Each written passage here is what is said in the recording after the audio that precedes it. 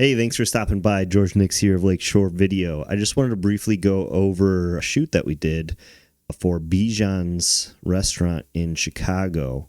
We did a little shoot for basically their menu. We wanted to be able to show their food. We did both photo and video. It was kind of mainly for the photo side of things, but we included a little bit of video clips just so that they could have something to post on their website. So briefly, I just wanted to go over like why restaurants need photos of their food. Basically, when you're creating your menu and things like that and trying to present yourself to the world through, various digital platforms, Facebook, Instagram, whatever, your website, you want it to look good because there's a little bit of psychology that goes into food choices. So just very briefly, visual cues play a significant role in our perception of taste. So like the sight of a beautifully presented dish is going to create that anticipation and enhance the overall dining experience. And by showcasing your dishes in their best light, you can influence potential customers to make the decision to come to your restaurant because they want to see that dish. They want to eat that dish. First impressions matter. So the very first impression that people have of your food is usually going to be in that menu, whether it's online or it's actually in the restaurant looking at the physical menu. Some restaurants these days even have like a little QR code and just have their whole menu online. A lot of people don't really tend to like that, I feel like, but that's for another blog. So as far as like enhancing your marketing efforts on social media, you're going to get more engagement if you have like actual professional photos taken. I mean, sure, a lot of places are kind of embracing the phone photography and phone video stuff, but if you want to stand out above your average social media posts, having something professional is going to pop off the screen a little more. And it might be more likely to be shared and stuff if it's just a really nice photo that it just looks mouthwatering. We already covered the online menus, which you want to include that online menu on your, basically not just on your website and not just on your social media, but within Google Maps, there's like a section where you can include your online menu there.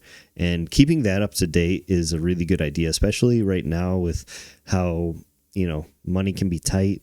Putting your whole menu with prices and everything on that section of Google when people search in maps, that's a good idea. I strongly suggest doing that. It can help build trust and transparency, just showcasing your authenticity of like what the food all looks like in your photos, making that be exactly what it's going to be at the restaurant. So you definitely don't want to like fake your food photos and stuff. Like when I come in and take food photos, I just want you to make that dish exactly as you would present it normally, because we don't want to be tricking people. We don't want people to feel like they're not getting what they see, kind of like fast food. They tend to do over the top faking. I don't know if you've ever seen this, but go look up some videos about how like McDonald's and stuff like that fakes their food photography. It's kind of wild what they do, like the lengths they go to make it look enticing, even though it's not going to look that way when the customer receives it. So as far as, just trying to be authentic with it, and then you want to reduce uncertainty, like, people might not know exactly all the ingredients and what goes into a dish. So just having these nice photos, people can see detailed images of what they're ordering and they know exactly what to expect.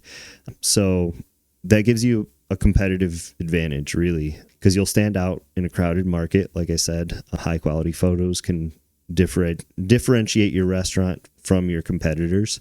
And visual branding, it just plays a crucial role in basically any business. So I think when it comes to food, you are going through all that work to present your dishes.